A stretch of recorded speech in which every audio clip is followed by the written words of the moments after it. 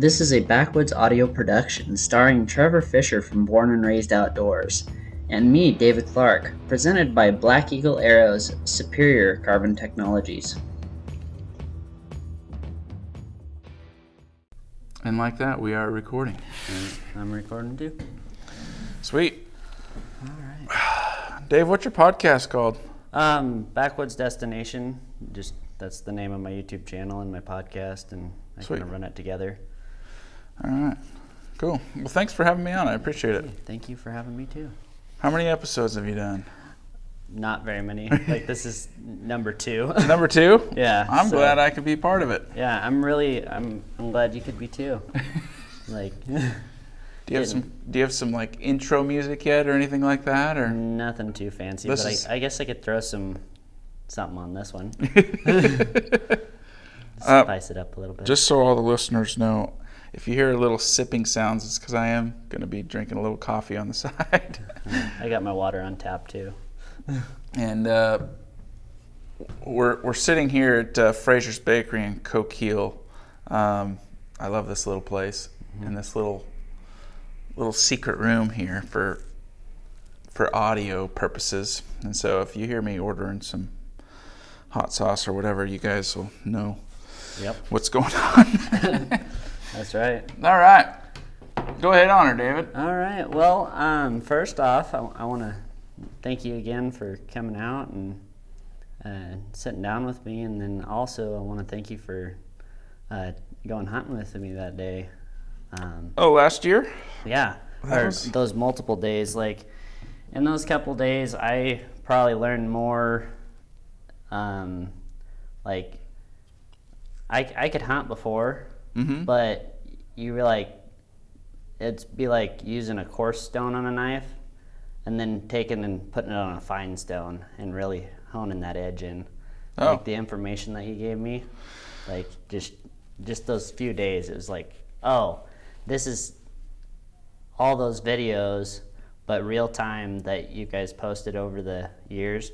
It's like, I've watched all those things, but like, when you get in person and like experience the things with you guys, like, seeing it in real time, it made the difference on, like.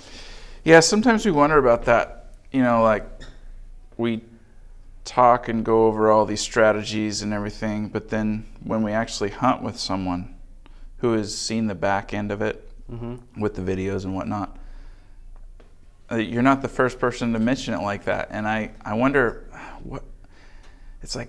Okay, what's the disconnect? It's almost like people don't believe that we're actually doing what we're saying we're doing. Because I feel like we're doing the same thing when we hunt. Like, when I hunted with you, I just do it like we do in all of our videos. Yeah. So what do you think was the difference? The difference is it's the finite details that you can't see in the videos. It's when you guys head out after a bugle, you guys are actually heading out after that bugle. Like, I didn't realize how fast you guys moved until I was right there with you. Like, little things like that. It's like, we heard that bugle up there, and we didn't watch anything. We didn't waste any time. We were just up, we're gone. We're going straight there. Time to move. Yeah. Yeah.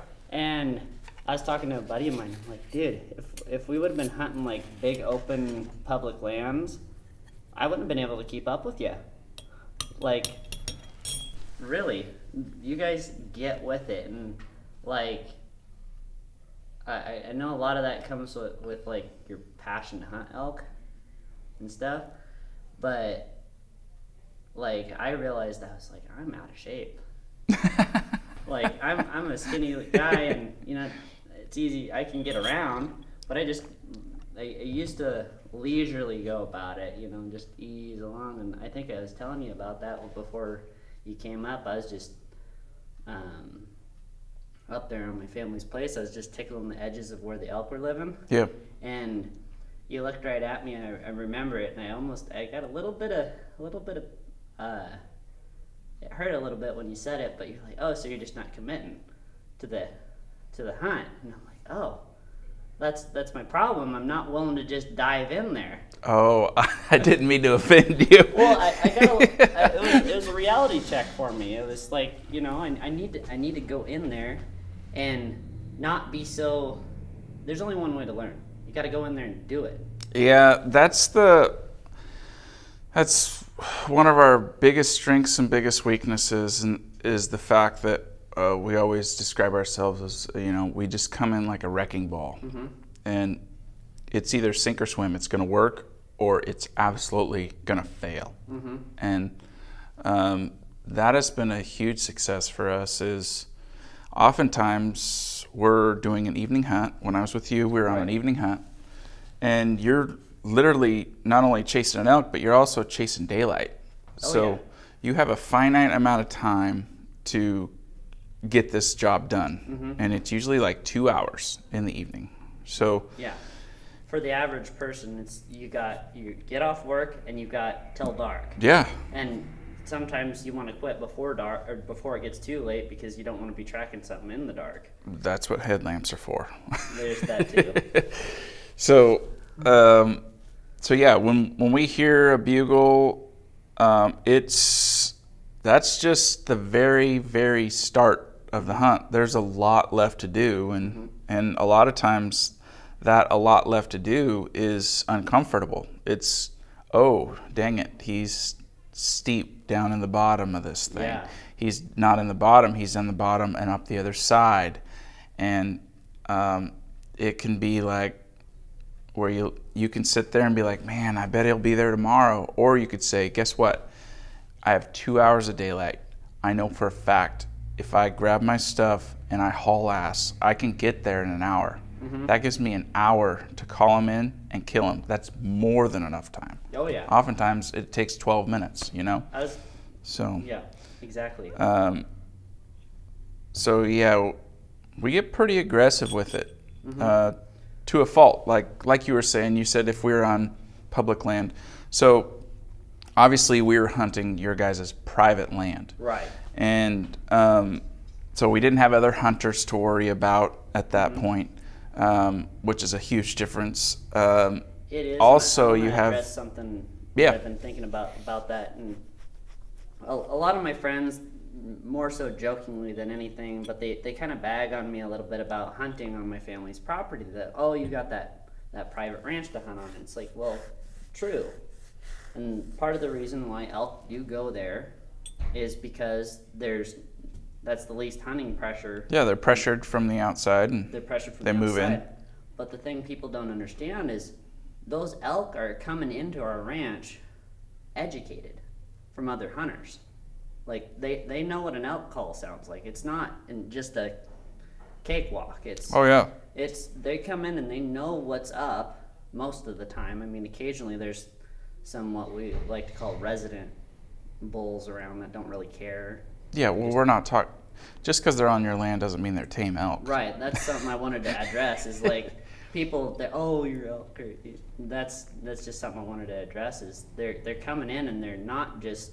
It's not like walking into wildlife safari and sticking one. It's you got to work for it. Oh, 100%. I mean, we worked pretty hard at it, and we got lucky, and we also got unlucky. It was just like it's elk hunting. The nice thing is you don't have people. But the one thing that you do have to take into consideration is that is a piece of land that you can go as you please, and other people can't come on that property. Right. Well, then there's the other part of it where we're so aggressive, where we'll dive into a basin and push elk out of that country for weeks. Yeah. It's public land. They may go to the next drainage. We'll hunt them in that drainage. Well, you're wanting to keep those elk on your place, and so you can hunt them again tomorrow, right? And so your tactics may have to differ a little bit than ours. Soften them up a little bit. Because you want to kind of protect the fact that they're on your land for a little bit. Because we all know elk, they're not going to stay on your place. They're going to hit your place, and they do like what we call the circuit. Yeah. And they'll be on public sometimes and private sometimes. And so, you're just playing the game. Exactly. So, like, for those listening that also watch their channel, or your guys' channel, you've probably seen, the listeners probably seen your solo hunt. And so in that same herd, you know that big bull that we were hearing bugle? Yeah. While we were, or I guess we didn't hear him while we were quartering your bull out, but he was around still. Yep. He was talking. He was right above us. Yeah. Yeah. I ended up killing that bull. It was a 5-point? That was 5x6. Okay, yeah. I ended up killing that bull, and he was a loudmouth. Yeah, I was chasing him when that spike came in, and I shot the spike. Yeah. Well, I wish I would have had a spike to shoot, because that thing he was heavy packing them out. Like, I threw one of your quarters over my shoulder and down to the pickup we went. Oh, he's delicious. I'm going to eat some of him tonight. I'm glad to hear. Oh, man. So, I was going to tell you this story, but I'm glad I can tell it on here. But that hunt that I put on that bull. Yep. So, I went up to that landing where we last called from before you took off with your elk. Yep. Just to see if we could get him answer back. Yeah. I went up there, I think, like 2 or 3 days later, and I called off that landing, and I heard him, but the wind was screaming up that canyon, and I couldn't tell where he was, and I couldn't see him out in any of those prairies. Right. So I drove down to about where we parked that one day when I was looking for him, and you parked there, and I step out and get my gear on, and I had my door open, and the wind caught my door and slammed my door. And he bugled at that. And I was like a classic turkey gobble. Exactly. I was a shock gobble. It's like, come on. This guy must be You know he's fired up at that point then. Yeah, I wasn't worried about much other than getting the wind right and making sure I was far enough up the canyon where I could not have him wind me. And this is where your friends give you the hard time about your elk. Yeah.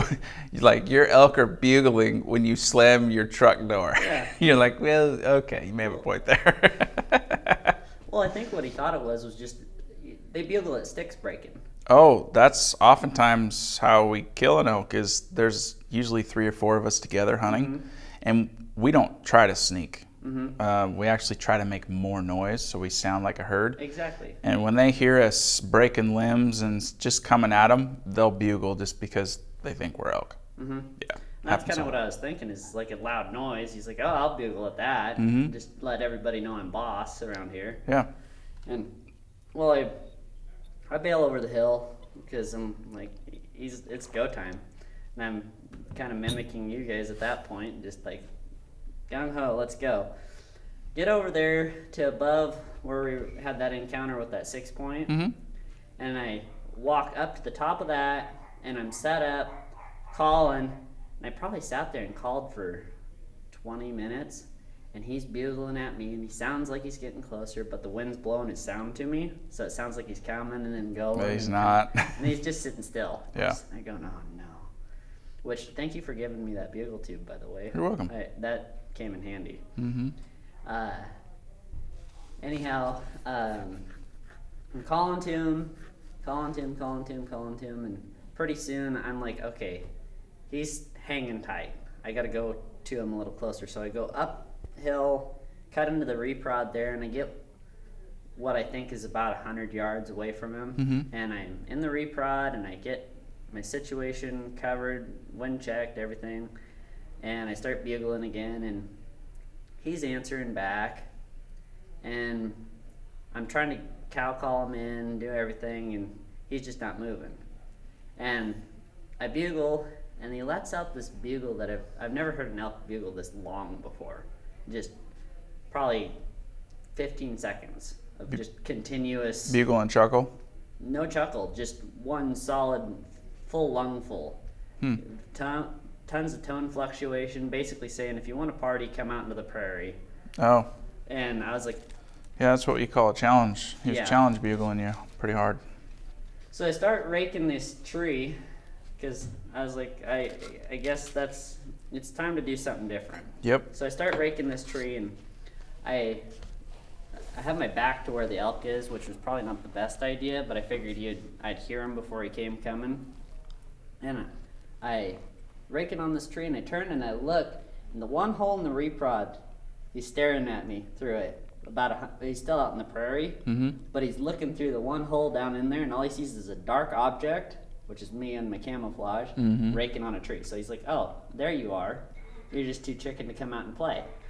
So he's just hanging out, and at that point I was like, all right, I need to stop calling and ease my way up to him, because he's out in the prairie, and I don't see any cows there.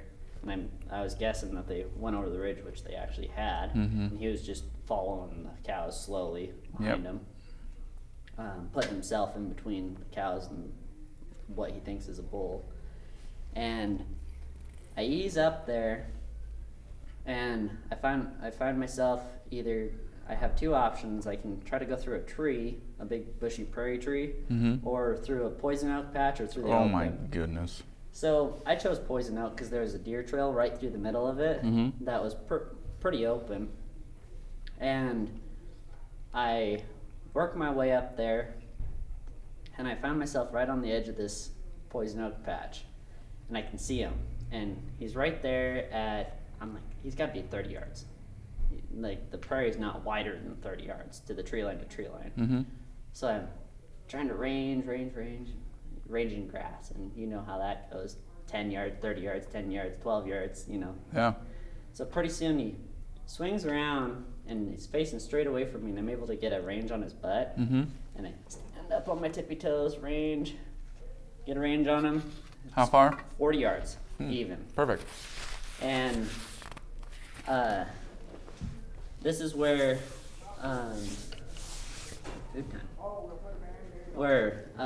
practice for my shooting, like Thank you. And country fries are on their way. Do you mind, can I get some ketchup and Tabasco? Oh, look at you go. You got me. We got some food here on the table. Yeah. Thank you so much. You're welcome. I'll be back. So something I was practicing a lot after we had our little Incident? mishap, Yeah. is I'd go draw my bow back, find my anchor, find bubble and level it, and then put on target and release. I had this system, and I would not shoot my bow. I wouldn't let the arrow go unless I went through those steps. And when I drew back on him, I'm like, okay, draw back, anchor, find level. So looking through my peep at my level, and as it turns out, he was angled downhill a little bit, and my mind was trying to match his level.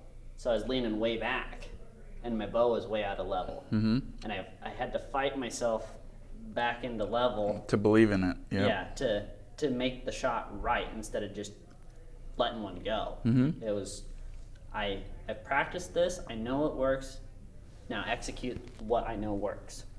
So once I fought myself back to level, I just swung tight to his shoulder and found my balance on the shot, and just, it was so natural. Just flew up there, arrow flew up, hit him tight to the shoulder.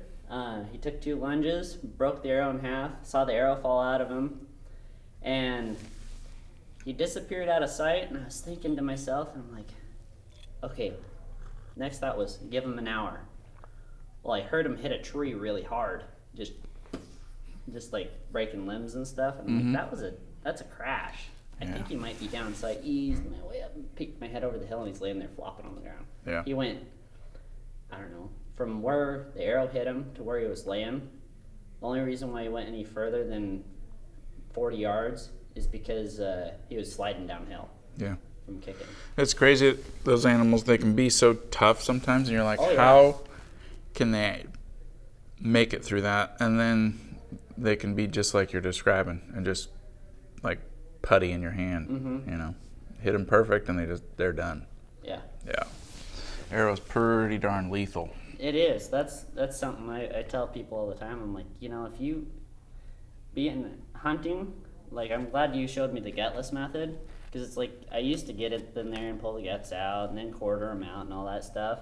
But it's like if you scratch yourself with a broadhead in the wrong spot, with all that blood around already, it's like not a good show for you.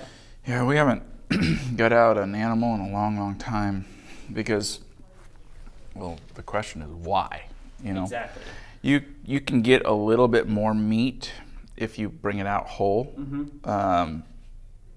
But when I say little, it's very little. Yeah, it's like you saw what we did. Ribs and everything. Yeah. And 9 times out of 10, we can get the rib meat too, doing the gutless technique. It's just pretty amazing way to do it. Yeah. Well, that's awesome, man. I'm glad that worked out for you. I was so pumped when you sent me that text last season. I forget where I was. We were on a hunt or something, and I got a text. You were in Arizona with Steve. Yeah, with Steve. Yeah, I showed the guys. Look at this. Oh man. Yeah. That there, I took. It brought everything together when not only because I killed the elk, but I got that bull, and it didn't take long for me seeing in person what you guys did to like grasp the concept of everything that you show in your videos. Like it just took it that next step further. Like I was telling you, is it just polished that edge up real quick. Yeah, we went over a lot of things in a short amount of time hanging out with you. Yeah, really did. And something that I'm trying to figure out is, like, I've got my YouTube channel and whatnot. Yeah. It's like a lot of my buddies that I hunt with, they aren't super excited about like recording hunts and stuff, but they like to. And it's I guess one question is how do you make the camera work in this situation most of the time? I don't know if maybe I'm not asking that question right, but how would you go about getting into that is maybe what I should say. Well, we were pretty lucky in the fact that we were all pretty passionate about wanting to video our hunts. And basically, you know, long ago, 2007, we started. The only thing that people really watched was on TV. YouTube really wasn't a thing. And so it would just seem like a big advertisement rather than telling like a hunting story. And so we were pretty passionate about like we want to show the way we really feel like hunting is. And so we would hit that record button and just try to capture all that. We weren't good at it. We barely knew where the record button was. But we did have the passion between a group of friends of ours.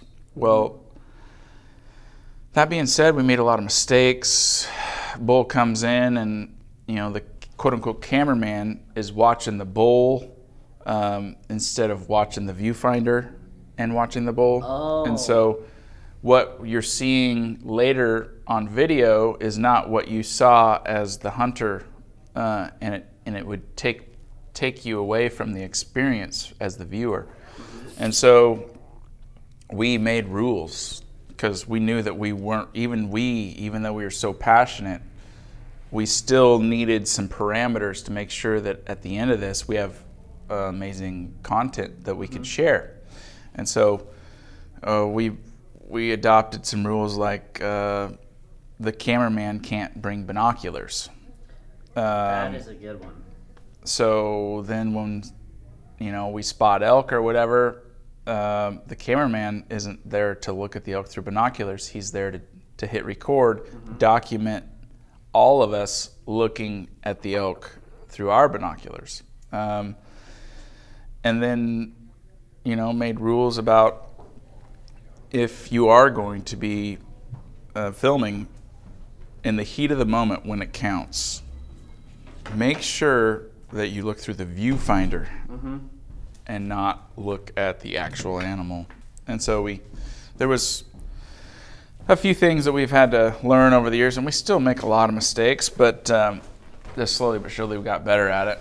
And I will say that if you are passionate about filming and your friends are kind of, they're okay, but not really,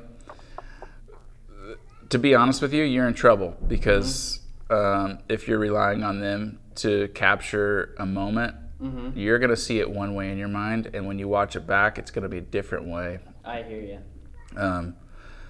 And so you'll have to make the decision if you're okay with that, or if you're just going to do the solo thing and film all your stuff by yourself and do your best. That's do your not best easy. that way. It's hard. Did you see It's really my hard. black powder hunt on YouTube? Yeah, I did. It was awesome. That was hard. It's really hard. I was all by myself, and that I don't like the feeling of I'm leaving my camera 400 yards behind with a big telephoto lens that I have to hope the buck stays in one Yeah, spot. you were taking a lot of risks on that. Granted, I was moving at your guys' pace to get down there. Yeah. And I took a minute to calm my nerves, and then I finished the stock. It was awesome. I got that same tag this year too, so Cool. I'm hoping to not have to do it solo, but if I have to, I'll do it. But yeah, that after being a part of that with you, it just really inspired me. I'm like, I gotta get this. I gotta start recording this stuff because it just adds to the story. It's more than just, a picture's worth 1,000 words and a video's worth, way more. Well, the thing about it is, we've been talking about this forever. These pictures aren't going to be something that we're going to like sit down and tell stories with our kids. What we're going to do is we're going to sit down and we're going to watch them with our grandkids. Someday when I'm really old, I'm going to be able to sit down with my grandkids on the couch and see what Grandpa did back when he was young. That is so cool. I remember that'll be hunting fun. stories from my grandparent or my grandpa, and he could tell them really well. But man, if I could see some of the stuff that he did, I know. Like, I try to soak up some of my stories from my grandpa too, but same deal, man. I wish I could watch some stories of old Gramps back in the day. Oh man, some of the bear hunting stories that I've heard from my grandpa and his dad. Well, I didn't hear them from my great-grandfather directly, but he was telling me about bear hunting up in the local area around here, and you'd shoot bears at 300 yards with open sights. Well, And it's like, a lot of people don't know that that's what the old timers did, but with all these new guns and stuff, the fancy. I mean, I really like that gun you were using on your bull hunt over in Colorado, that SIG. yeah, there's some technology that's just amazing these days. Yeah. A lot different than what Grandpa used to use. Exactly. It was like an old Woodstock 30-06. But there's nothing wrong with those guns either, though. No, I mean, they shot them all the time. It's a matter of just getting it out and putting some time in behind them. Exactly. A lot of those old guys, too, they reloaded all their own ammunition, too. Well, at least in my family. Yeah, my grandpa, he was actually a bow hunter. Was he? And, yeah, he loved shooting recurve and... Well, I should say I'm not surprised, because you get it from somewhere. Yeah. Well, then he's a timber faller and got hit by a limb in the head, and yeah, he became paralyzed. And it paralyzed one half of his body. He wasn't ever supposed to walk again. Oh my goodness. And his bow hunting days were over. And then he was actually, I believe he was left-handed, and his left side went paralyzed, so then he had to teach himself to be right-handed. He's just an amazing man. And I believe my dad was, I don't know how old he was, around 10 or 12 when it happened, and had to grow up kind of fast, I think. And Yeah. but then he actually, he became a rifle hunter, and we still try to get Grandpa out in the woods. He's a tough old bird. I think you have to be if you're number one a timber faller, and number two supposed to be not walking the rest of your life. And here he is. He walks around with a cane. Gosh, He's a guy to look up to for sure. So, yeah, he's a cool dude. Inspirational people. Yep. It's you wake up in the morning, and if you're not feeling so great, you can look at somebody like that and go, I have no excuses. Zero. Zero. Zero. Excuses. Yeah. Yeah. Oh man, it's crazy. What else you got for me, Dave? Well, let me think here. Something I wanted to talk about too is, Yeah. if you're all right with it, that mishap we had while we were hunting there, that first encounter with that bull. Yeah. 6x6. I have no problem talking about anything. All right. So, to give you guys kind of the rundown, we were up there on the family's place, and we set up, started calling after we located a bull, and This is the second night. yeah, the second night That I had it was met you, just right? Yeah, just you and I. So we go charging in there, and just to put a precursor on the situation, I set up my equipment wrong, and Trevor helped me fix it, and I'll explain what happened from my point of view. And I'm glad we're talking about this because I feel like we learned a lot of stuff. changed everything for me. What you Yeah. So we get into this spot, and we get this bull. He's at 60 yards, and I decide not to shoot him. And Trevor was trying to get me to shoot him over your back, was it? I was ducked down, In that and poison oak bush. he was supposed to come around us, and he didn't. And he stops there broadside, and I thought he was like 50 yards from you. He was 50 yards from me, probably. Yeah. And you were right behind me. And I just ducked down on my belly, and I was just like, shoot him. Shoot him. Later, you tell me you didn't want to shoot over me. I'm like, you got to be kidding me. Yeah. You got to let one fly. You're not going to hit me. Well, I knew I wasn't going to hit you, but I'm like, I don't know. Maybe that was... Elk are just so hard to kill. And when you have one that's actually submitted, you know, and you have that moment, I'm like, we got him. But it ended up working out even better. Yeah, it got better. Yeah, you made a good decision, Yeah. not shooting over my back.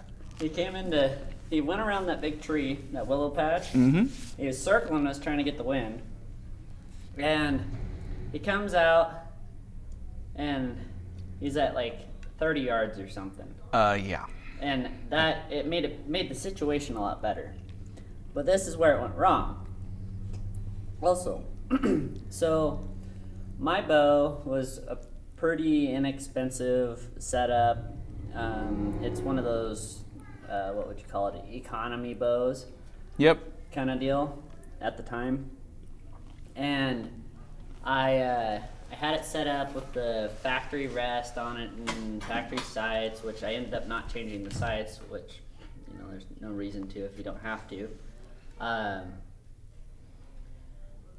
But I was also shooting Walmart arrows, and those are not the best arrows to shoot by any means. And I feel like out of everything you've described so far, that is the weak link.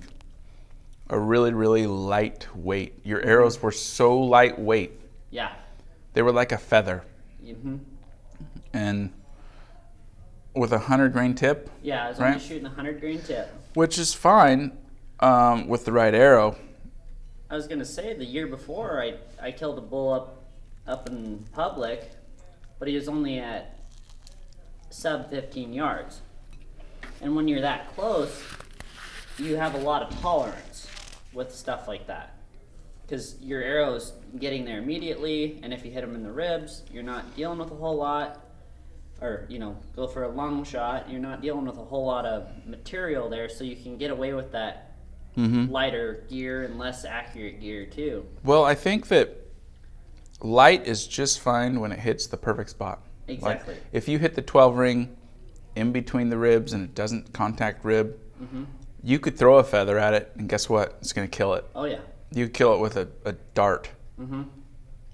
It's not those moments that we're talking about. It's the moments where it glances off of the ribs that are only spaced 2 inches apart. Mm-hmm. You know, and you have your broadhead.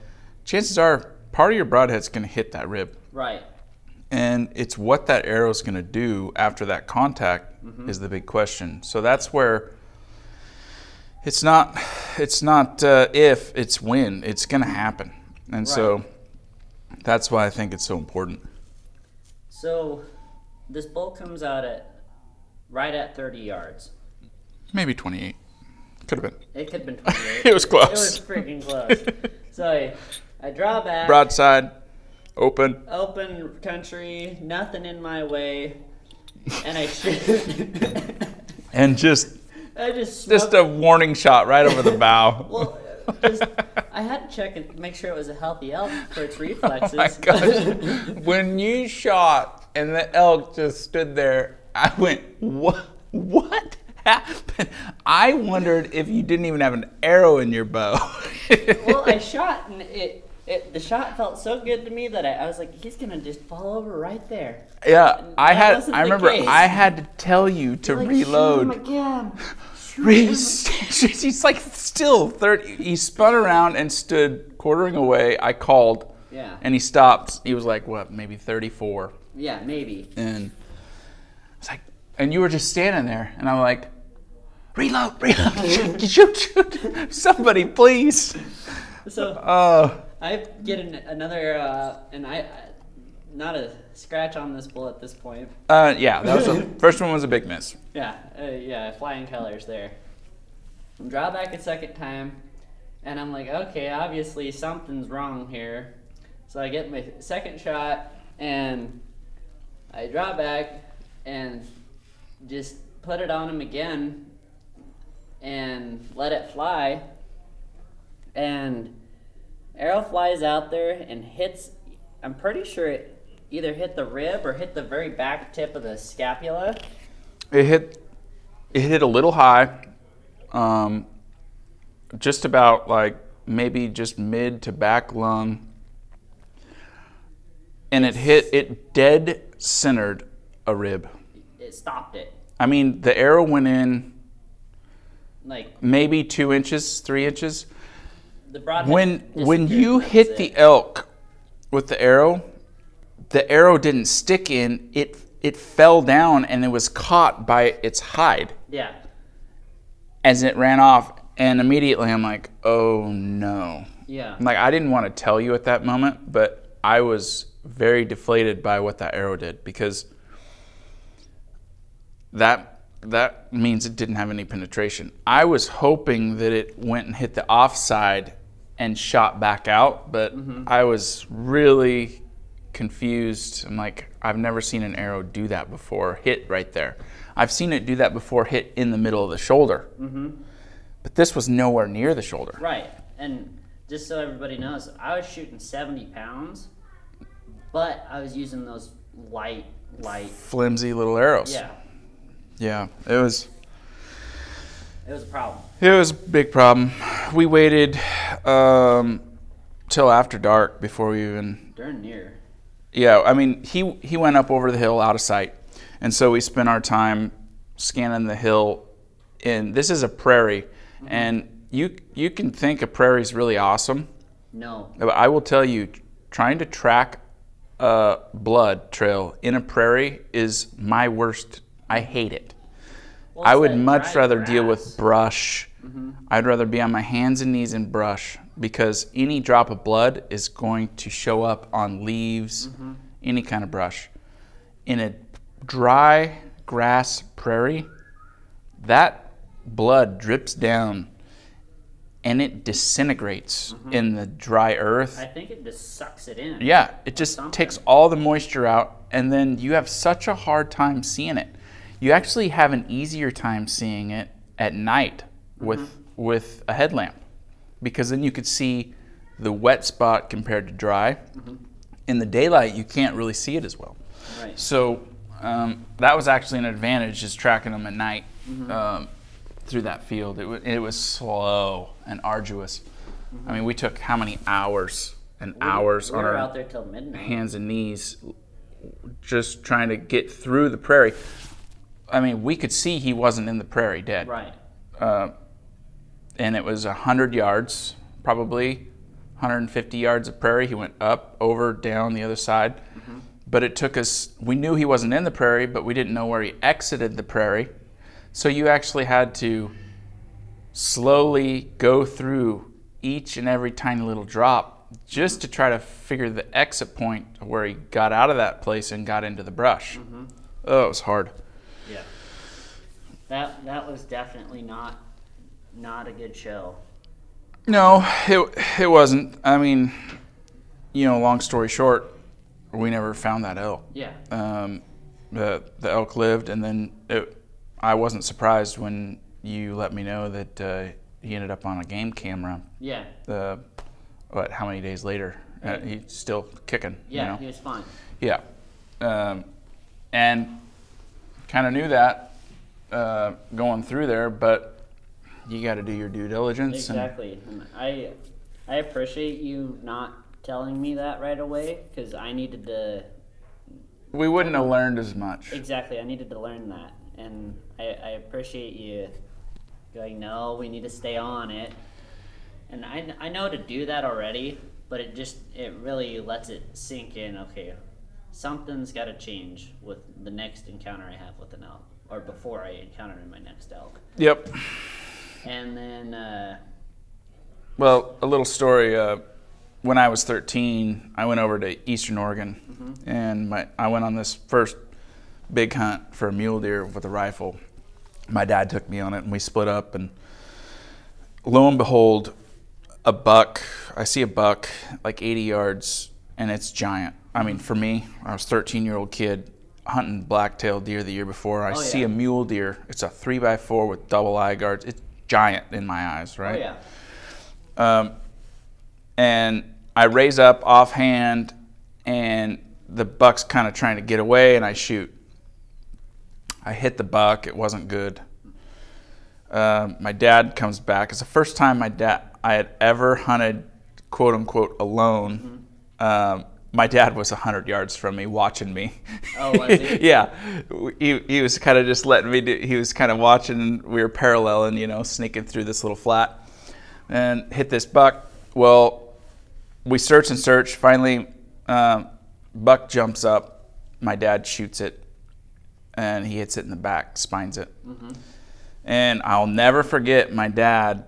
We went up to the buck, and it's still, trying to get away. And my dad handed me a knife, and he said, go get it done, son. And it was very, very visceral. It was very difficult on my psyche, a 13-year-old kid having to deal with the suffering and that part of it. I had never witnessed that before, and that moment right there changed my life in how I try to go about my shot placement, how much time I take when I shoot. Literally, from when I was a 13-year-old boy, comes back to me almost every time I'm almost ready to shoot, pull the trigger. Yeah. And it's funny how, you take from those moments and you learn from those.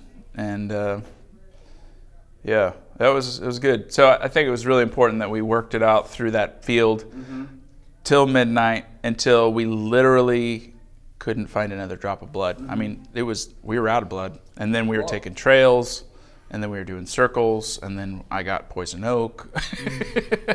Well, the next morning I went up there, and I spent a good I remember 2 hours up there by myself, and I kept going to Last Blood, and then I'd walk a trail out. Yep. Go to Last Blood and walk another ease my way through it, and just looking for anything that I could find. And Last Blood was Last Blood.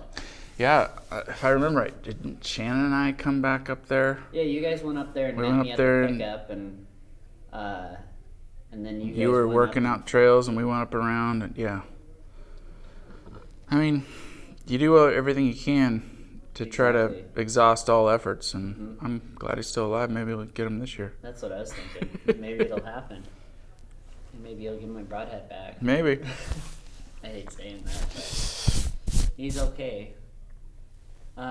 So when it comes to gear, I gotta say real quick, if any of you are out there and you're being a tightwad towards your gear, spend money on arrows first off, and get a heavier arrow that's a reliable company for one, and then It just needs to be quality. Just a quality arrow. And then spend money on your rest too, because like I ended up buying that drop away, which wasn't a super expensive one, but it was better than that deal that I had, that hostage rest or whatever they are. The rest you had, if it's not set up perfectly, exactly, it's going to tend to kick your arrow. And when you put fixed broadhead blades on an arrow, it'll steer your arrow in whatever direction it comes off your bow. So a drop away rest just, I think, is so invaluable. Is it helps your arrow not get steered in the wrong direction right off the bat. You know, it's one thing to shoot an arrow with a target tip. Yeah, definitely. It's a totally different animal when you shoot a fixed blade broadhead. You know? Yeah. Definitely. And yeah, definitely take the time to get your rest tuned too. Because I paper tuned mine, and that took things and made them groups a lot tighter just with that. Paper tuning is a must. It's not a maybe, it's a must. Exactly. And then another thing I heard, I think it was Cody talking about in one of his videos, that you guys were doing the broadhead tests, knock tuning arrows. That can take it to another level too. Yep. And I started doing that with my arrows, and the arrows that would, like, you'd shoot two right next to each other, and then number 3 would shoot just like 2 inches to the right or something. Just spin your knock. Until it comes back together. Just spin your knock and shoot it again. Sometimes you'll just see it come right in. And that's what I've been doing with those arrows that you gave me. Yep. Yeah, it's a big help. That made a world of difference. Oh man. Let me think here. That was a good hunt, man. Oh, I'm real proud of you for having that failure moment and then pulling it together. I couldn't believe it actually so that happens, right? And so I knew that we had a big problem with the arrow setup you had. Right. So I gave you those other arrows I had. During season, the next day, you go out, you take your rest off your bow, you put a new rest on. You made some big changes immediately. And I thought, you know, there's part of me that thought that maybe he'll just try to get by this year and then next year. No. The next day, you take all your stuff off your bow, you up your rest game, you start shooting the new arrows, you resight your sight in because they're different. I changed it instead of, I had kind of a random... I saw that, yeah. Yeah, it was a messed up system that I had. And it was because of those arrows. Yeah. And another thing, that next day, I ordered a rangefinder that night and got it sent to my house. I was like, I'm not hunting without a rangefinder. Yeah, you got invested there real quick, and I was really, really impressed. We live a long ways, you live a long ways from a bow shop at that time. And I paper tuned it myself. Yeah, for you to go on YouTube, learn how to paper tune, get your rest dialed in, then redid your sight, resighted in with new arrows. I was super impressed with what you did there, and then you capitalized. You killed a bull like a week later. So it's a really cool story. You should be proud of yourself for that, man. It's really good. Big moment. It was a big move. Yeah, it was cool. It was retain and apply. That's what it went. That was a 2-step process. Yeah, I had fun. Retain the information and apply it. I had fun telling the boys in Arizona that story. I'm like, you'll never believe what he just did. It was cool. Oh boy. I want to ask you about sights. I like single pins personally. Yeah. But this particular sight that I have, it's one of those dead nets pendulum sights by, I can't remember the name of the company. There's a million different sight companies you could choose from. Right. I think there's a couple things to take into consideration when you're considering a sight. I mean, there's people who have had super success with a fixed sight without the pendulum, and they have a set range that they're willing to shoot out to, and that's it, and that's fine. I mean, I hunted with a fixed sight for a long time, and sometimes I still do. Actually, I have a Spot Hog 7 deadly pins from the Cameron Haynes. Oh yeah. Back in the day, and I've killed a lot of animals, a lot of deer and elk with that sight. That's a lot of pins, 7 pins. Yeah. So then the other way to go about it is one single pin with an adjustable slider. I think that can be super advantageous, especially for someone who, like my dad, who as he's getting older, his eyesight starts to get a little blurry, for reading or whatnot. And so to see that pin, it becomes blurry, or you start to see double. And then if you throw 5 pins on a slider, that can get real tricky. And so to have one simpler visual window can be really helpful for that kind of situation. But a lot of my animals that I've killed, we were always calling the elk in to us, right, and they'll come in to, let's say, 25 yards, and then they'll see me, and they'll be face on. I can't shoot, and they'll spook and they'll run, and then I have a call in my mouth. I go meow meow meow. Stops. He quarters away. He takes one last fateful look. He's at 35. Boom! I shoot. Now, in this country, I don't know whether I'm going to shoot this bull at 10 yards or I'm going to shoot him at 35. And so for me, having a setup where I have more than one pin just makes me feel way more comfortable. Gotcha. So that's why I use a 5-pin Tommy Hog slider is what I use. And so my first 4 pins, 20, 30, 40, 50. My 5th pin at the bottom, 60, is actually smaller. Oh, gotcha. And so when it's out at range, it doesn't cover up the whole kill area. And it's not a big deal at 60, but when I'm playing around and I dial that sucker to 88, that little tiny pin is nice to have on a target that's way out there. And that's what I do. I think my smallest pin, my 60-yard pin's a 010 or something like that. Oh wow. Instead of an 017 or 016 or whatever it is. So that's what I do, and we've actually put it into play a couple times on animals where shot an animal, and like Trent, he shot an animal. It was I believe it was like 50 yards. Yeah. Shoots, hits it. It runs out and it stops. And I believe it stopped at 78 yards. And what's nice is we were able to click, slide that to 78, and then he has a pin he puts directly on the animal, and he shot again. He already had an arrow in it. Now, would he shoot a 78-yard shot, the first shot at an animal? No. No, he's not doing that. But a follow-up shot? It's that follow-up shot that's what I was mainly wondering about, is that follow-up shot. Yeah, it was a big deal. It's helped us a couple of times. It's been pretty invaluable. Man, that makes me want to spend the money on one of those. And the nice thing I've realized is, like I was telling you earlier, is that I've been budget bowing it. Yeah. And I like to pick up those older bows that are, there's nothing wrong with them. If you need to, slap a new string on it.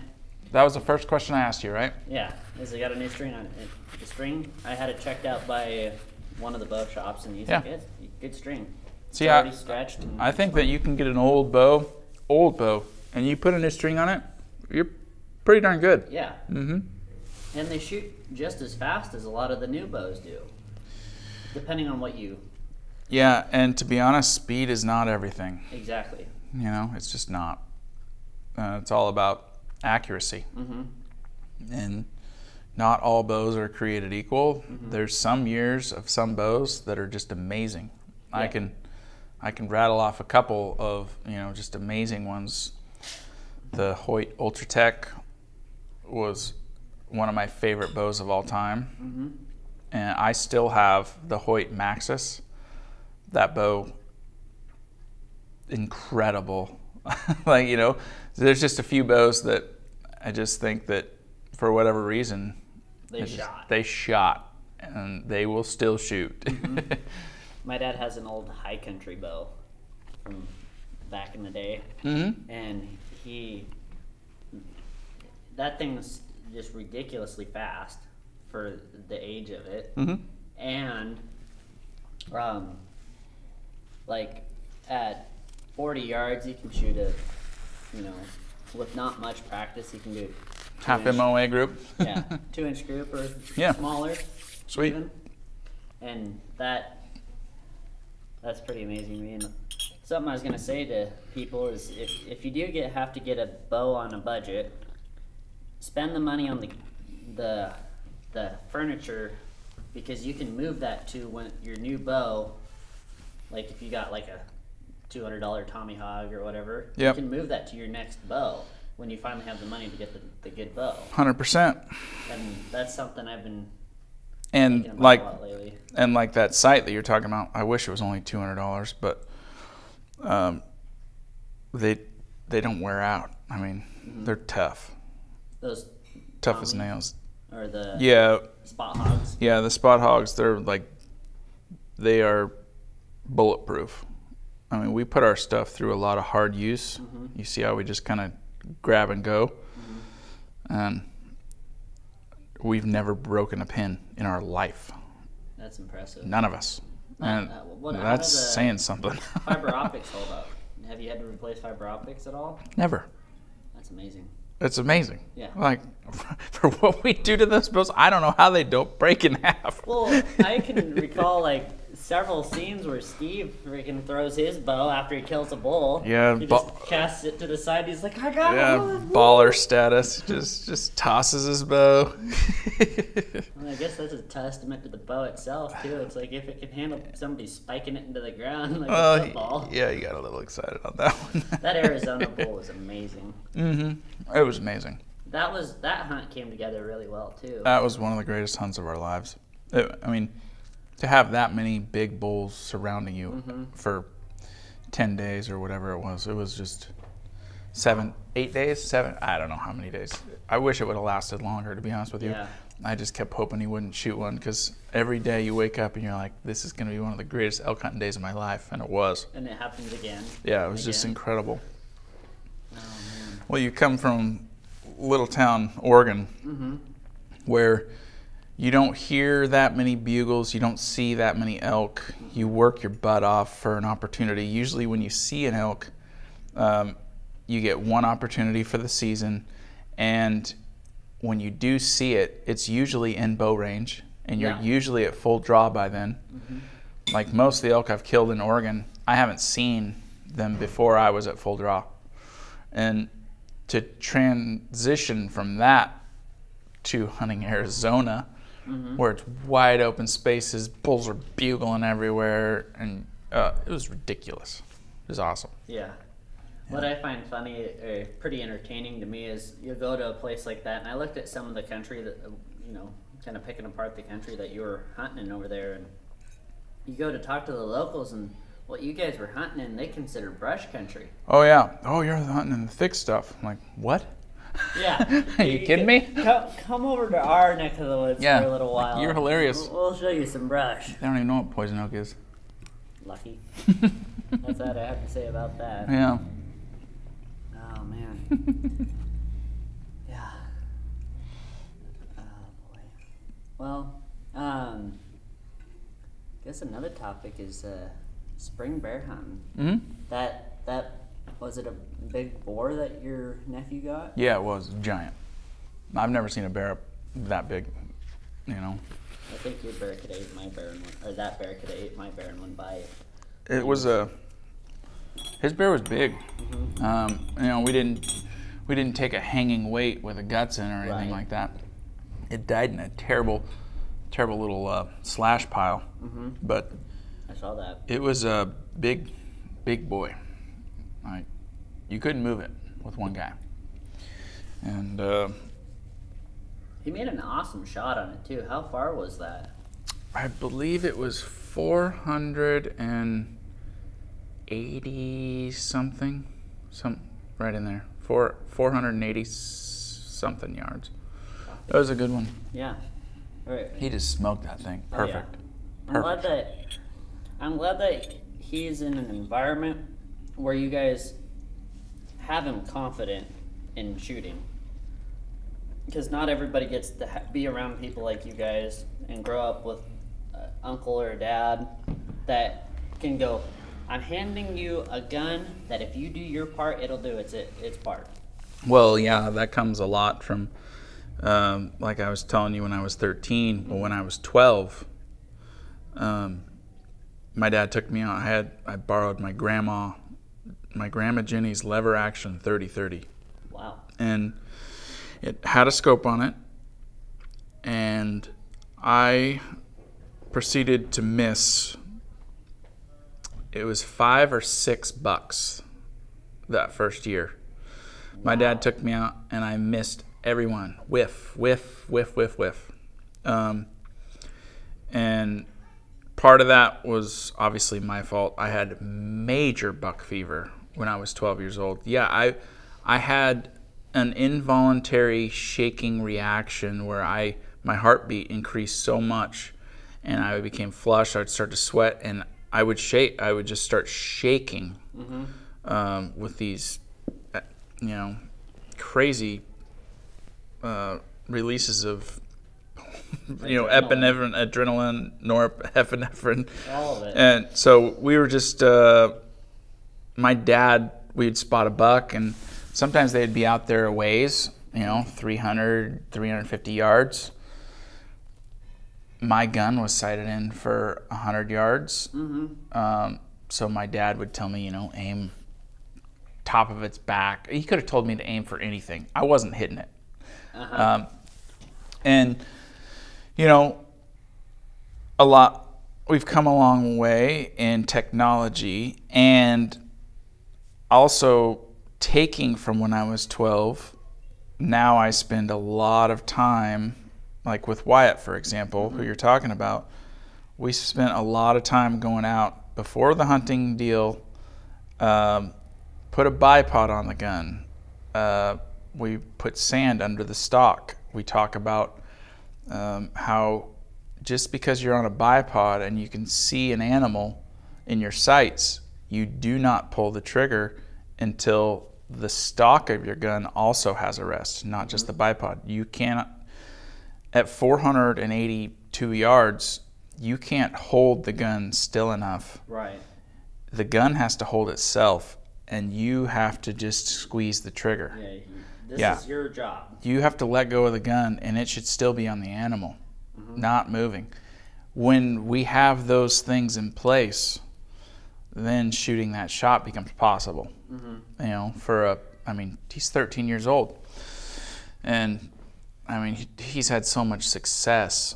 It's been pretty amazing and rewarding to see him kind of soak in, and I feel like he doesn't know it, but he's learned from all the mistakes that I've made up front. Yeah. He's had a really good cheat sheet Exactly. for not making those mistakes. And another thing that I have to say is he doesn't have to make those mistakes to learn what you're showing him. You're giving him a bunch of information, but if he's, when he gets his driver's license and he goes out and I'm going to kill a buck on my own kind of thing, and he makes a mistake, he'll know how to correct it too. He'll be competent enough if he makes a mistake. Yeah, and dare I say it, I don't know if he will. Like the kids. Yeah. He's awesome. He's pretty. I watched a hunt where he went with Trent, and he ranged it, he dialed it, he got the gun down, he made sure that the stock was good, he executed the shot, and he just drilled the buck 325 yards through the heart. Wow. It's just like, that was awesome. It's just like, and he was 12 or something. Something that's always helped me is when somebody takes me out and lets me use something new, for example, like a gun that you can dial in. Don't dial it in for the kid. Have them do it like you're saying. Yep, go through the steps. Have them execute the process so they're not, so they can take full responsibility for everything that happens from the moment they see the animal to the moment they're, getting it. Yep, and then on the range when you go out, you don't do it either. You set up, you have them shoot 100 yards, drilled it. Mm-hmm. Okay, now aim at the 300-yard target, shoot that, let them miss. Mm-hmm. Okay, now why do you think you missed? Oh, I forgot to dial. Mm-hmm. Okay, go ahead and do what you need to do. Have him range it. Okay, read the dial. He dials it. Now he's gone through the failure of what happens when you don't do those steps. So he still has those failures. It's just on a range, on a Sunday, It's a controlled environment to have a failure. It's perfect to have a failure. Yep. Rather than tell them the steps and having them do it perfect every time, let them do it, have it go wrong. Mm-hmm. So then they have that memory to look back on. Yeah, it's good. This year I ended up getting about 100-pounder bear, mm-hmm. and I was looking at it and I'm like, you're the fourth bear that I've seen this year, and the rest of them met at 800 yards, and you're at 150. Doable. Yeah. Yeah. Like, I'll take you home. I'll get some sausage out of it. I've been barbecuing it. Oh, really? Yeah, rubbing some of those McCormick seasonings on there. Uh-huh. Whatever I can find at the grocery store, just trying different things, and it's good. Do you have an internal thermometer that you're using? Yeah. You're sticking in the meat? Taking it all the way to 170. Oh, so you're good? Yeah. Yeah. Isn't it 165 and you're good? They recommend 170 Do they? for trichinosis, but Yeah. I guess I've heard that in Oregon you don't have to worry about it so much. I mean, you should be cautious. I'm not advocating anybody undercook bear meat. Yeah, I would say not do that. do not do that. Do not do that. Bear meat needs to be cooked to 165 degrees to prevent the risk of getting trichinosis. Yes. And that should always be a rule that we follow, mm-hmm. so that you don't get sick. Exactly. I heard of somebody, I think it was Meat Eater, got it. Meat Eater got trichinosis. One of the guys off that channel. Yeah, he got it. Of all people. Yeah, of all people. It's like, come on, like, dude. Come on, Steve. Of all people, yeah. you're the guy. Oh man, that's kind of funny. Yeah, my dad, he was telling me that. He's like, you better cook that bear meat. And I'm like, why? And he's like, Steve got it. I'm like, oh, crap. Yeah. But yeah, that was I'd been watching a sow and a cub. She was probably a 280-pound sow with a football. Big girl. Mm-hmm. With about a football-sized cub. Oh. And he's a little guy just running around on the hillside. And I love watching them things. This thing, he was up above, and he was going back and forth trying to figure out how to get down to mom. Mm-hmm. He walks down a log, and it's about a 4.5-foot drop off the log, and he just sticks one paw out like he's gonna walk on air. Went for it. Just shublum, and then rolled down the hill to mom, and she looks at him like, you idiot. Yeah. Told you not to do it. You learn. Mm-hmm. And then I turned and I looked down the hill, and I'm like, hey, that's convenient right there. I'll take that one. And I'm solo hunting this, and I got my phone up on the binos with one of those adapters, mm-hmm. and I hit record, and I'm sitting there recording him, and I'm like, it's awful steep. and I don't necessarily want to go down there by myself. I don't know what my friends are doing. So I stopped the recording, pulled the phone off the thing, and I called my buddy, and I'm like, hey, would you help me pack out a bear if I killed one? Yeah, I'll help you pack out a bear if you kill one. I'm like, okay, cool. So I hang the phone up, put it back on the thing. I thought you were gonna say you put it on FaceTime or something. Oh, I wish I would. If I had a phone that would do that, I would have.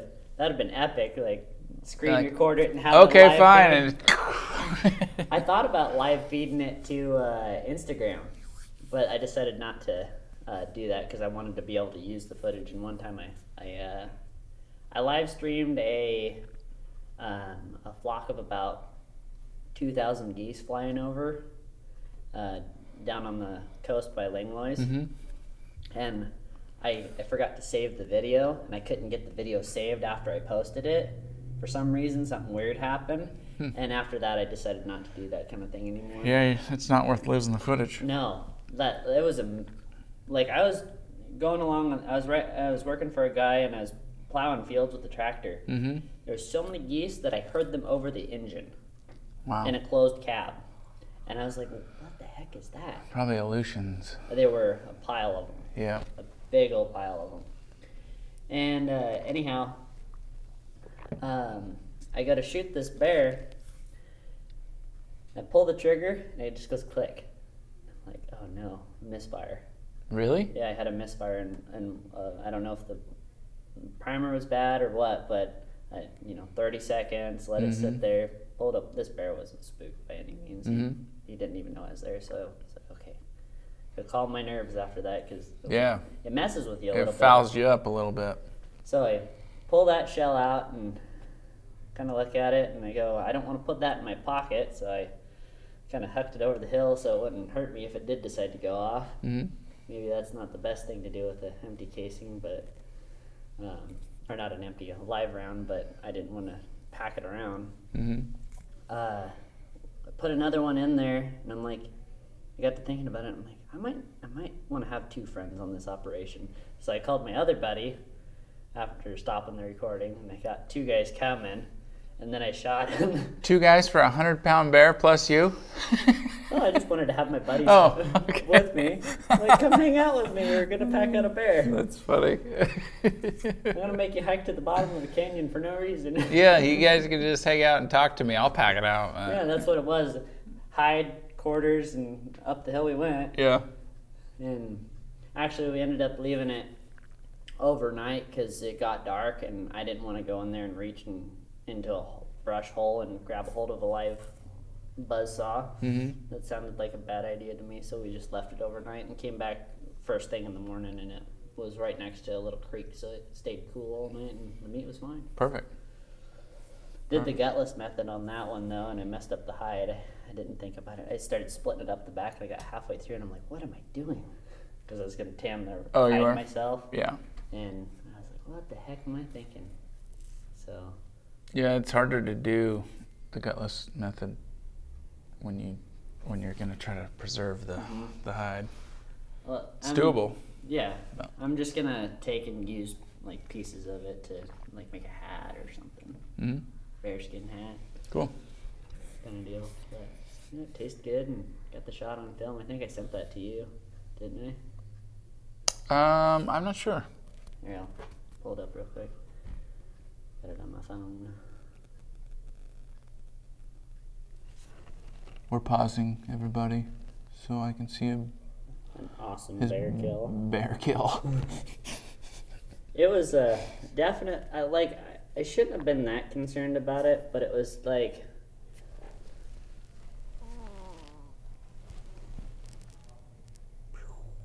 Oh, I do remember this one now.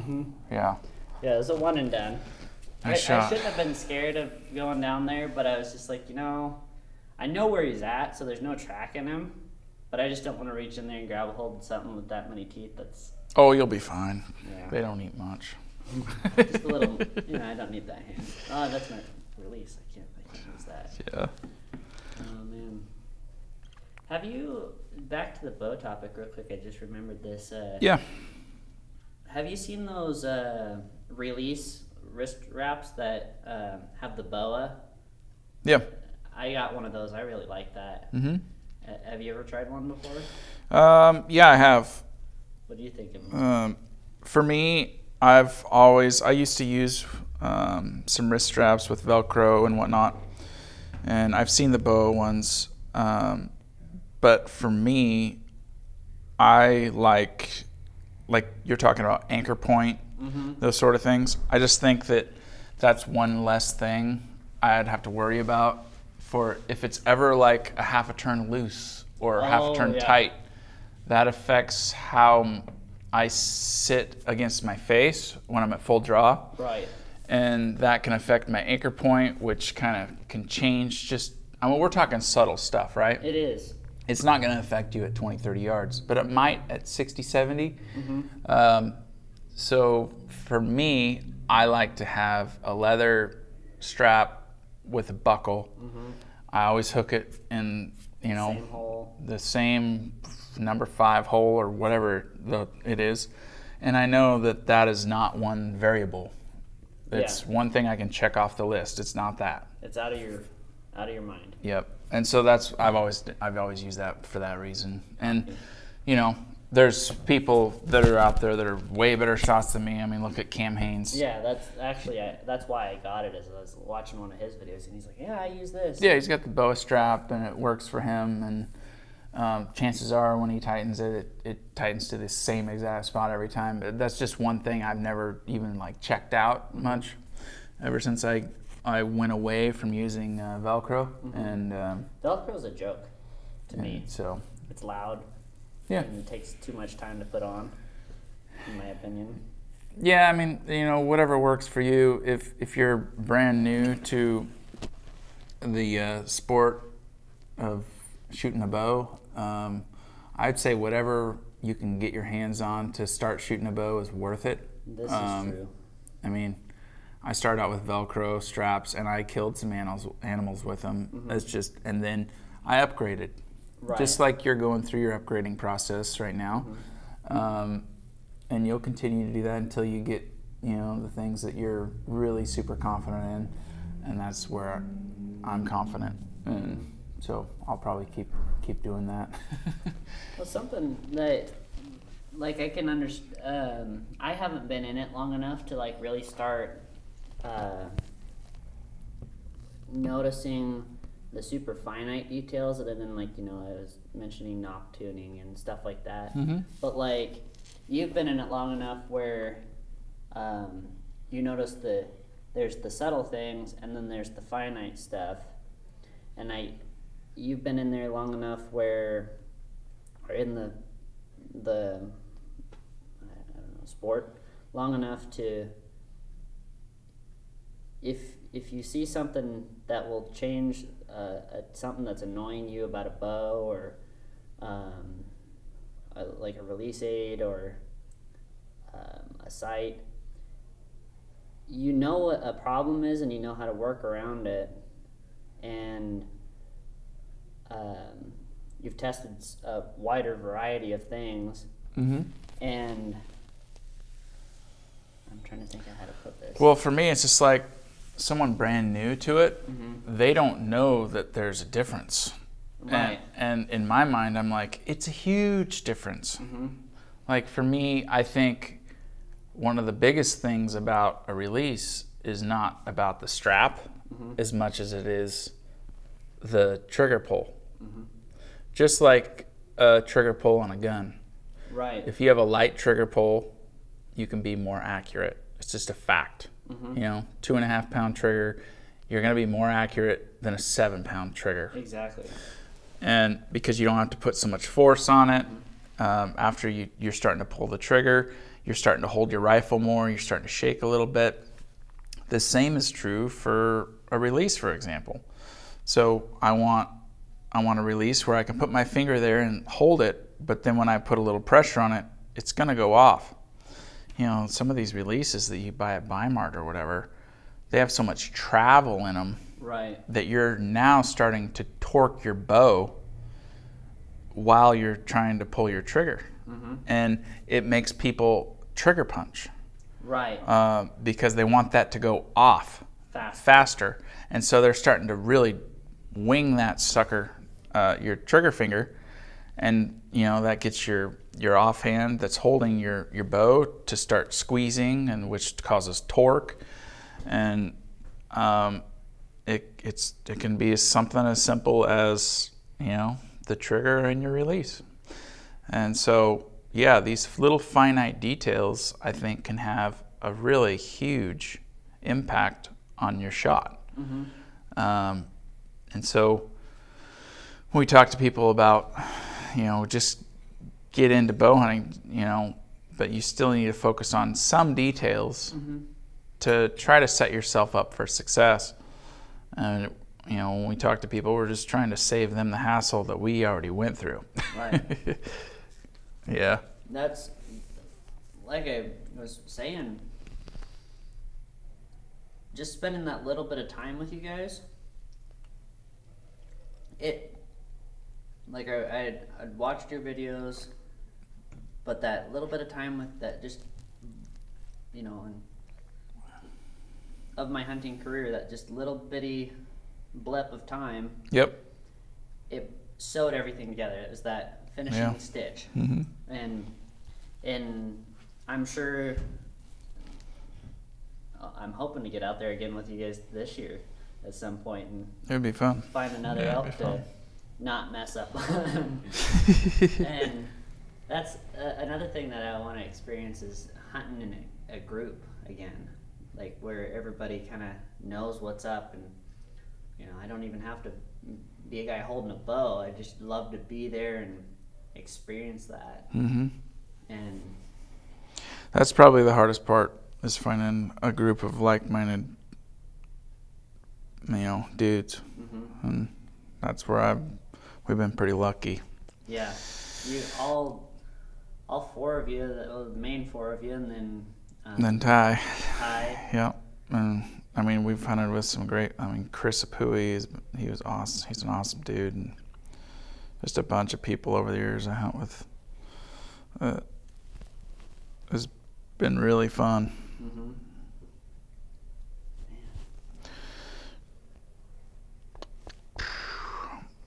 Oh, what time do we got? We got 10:43 past the hour. Good.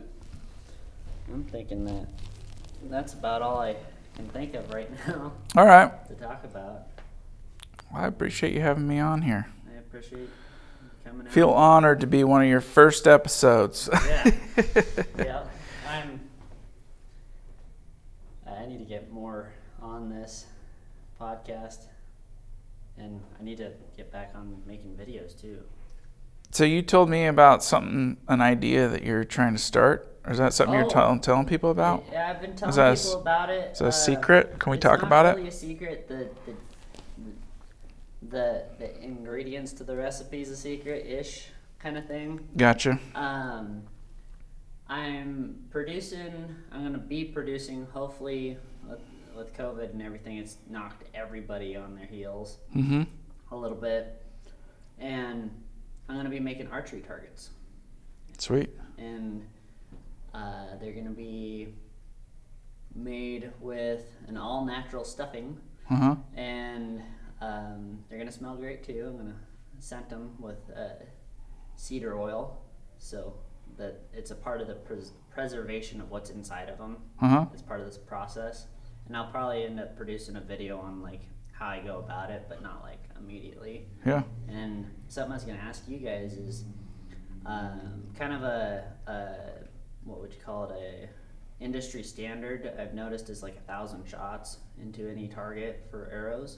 I'm going to see if you guys can everybody throwing 100 shots at some point on a single target between you. Oh, see how it does? Yeah. Just really try to tear it up without trying to tear it up too bad. I mean, not shooting broadheads through it because they're a target bag for field points, but. Gotcha. Yeah. Cool. I'd like to. It'll be interesting to check it out. You were telling me your idea, off podcast, and I thought it was pretty cool idea. So I'm interested to see when you get some together. It's cool. I'm hoping it's sooner than later, and Within a few months, anyways. All right. I'm just waiting on somebody else at the moment to produce Let me know. the other part of it. Because I'm working with, Morgan with Just Instinct. You don't know him? No. He's going to be designing the face of the target image on the face of it. Mm-hmm. And they're going to be called, I'm calling them the Ram Sack. The Ram Sacks? The Ram Sacks. Gotcha. Cool. So, and that might give people a hint on what's inside of them. That's cool. But, yeah. So, Well, I can't wait to see it, man. I'm glad to. Oh, boy. Well, I guess they call that a wrap unless you need to talk about anything else. I'm good. Finish eating up some of this food. And Yeah. Eat some delicious food and go do some chores probably. yeah, I'm headed. Actually, I was going to talk to you about this. I'm headed over to Roseburg right now. After this, I'm going to go pick up some wood for making a longbow. I'm going to make a couple of them, traditional style longbows. What kind of wood? I was going to use maple, but if I can find some yew wood, I was going to use that. But I don't know if I'll be able to find that over there.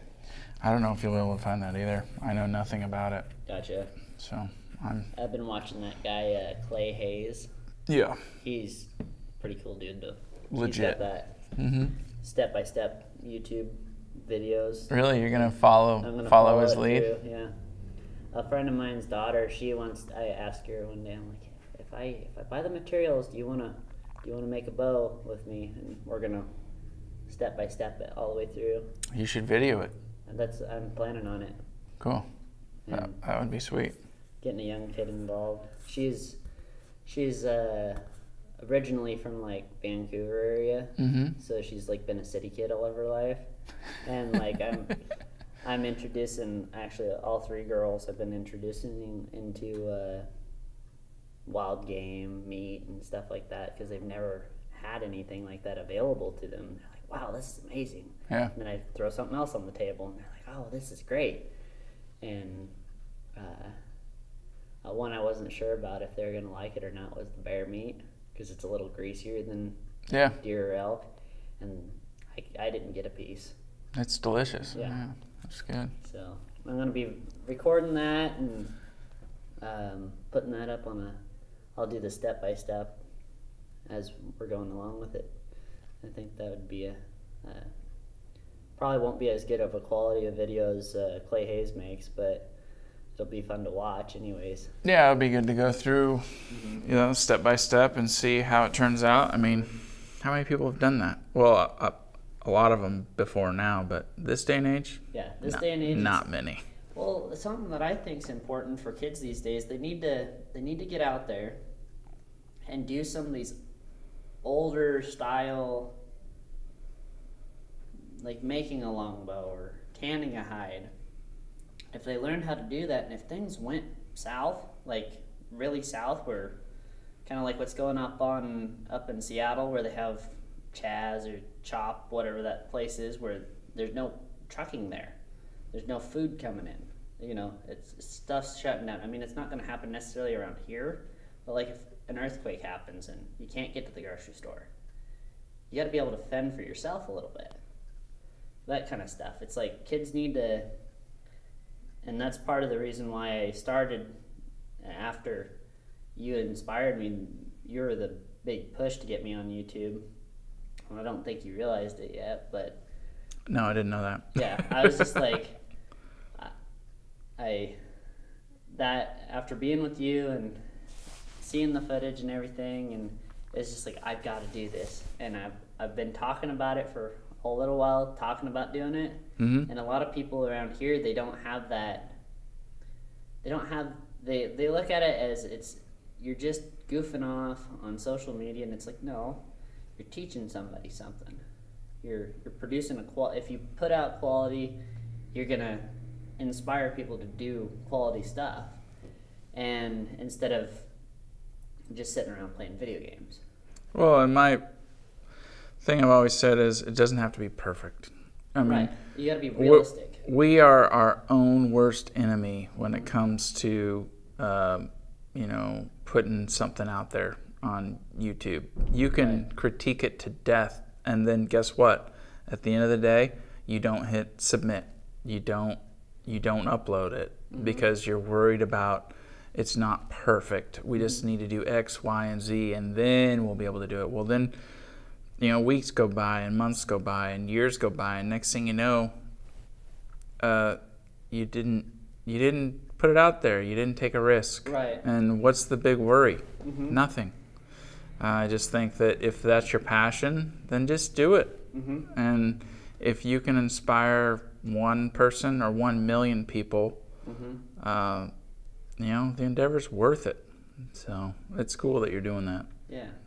And like you're saying, the critiquing of videos, I don't know if you saw it or not, but I posted a video. It's labeled like Backcountry Boot Dryer Experiment. I don't know if you saw it. I haven't seen that one. Well, in one of your videos, I think you were in Arizona. Must have been you were in Arizona or something. You're like, man, I wish they made a backcountry boot dryer. I remember you saying that, and I was like looking around for options for that. And I came up with the Zippo hand warmers. Those catalyst burning ones. Yeah, I've had one. And I was like, I wonder if one of those will at least warm up a boot. At the bare minimum, let's see if it'll warm it up where you don't have to have cold feet in the morning or get the perspiration out of it from your feet sweating. And one thing I didn't realize until I got like halfway through all the footage, I had a booger in my nose that was hanging there.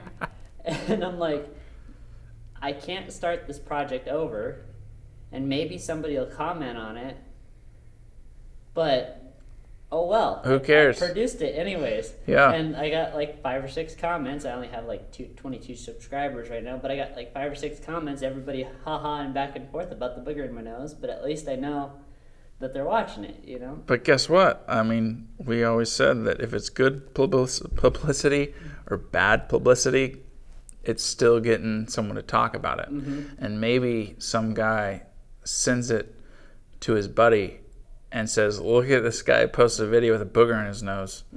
And you may think that that's a bad thing.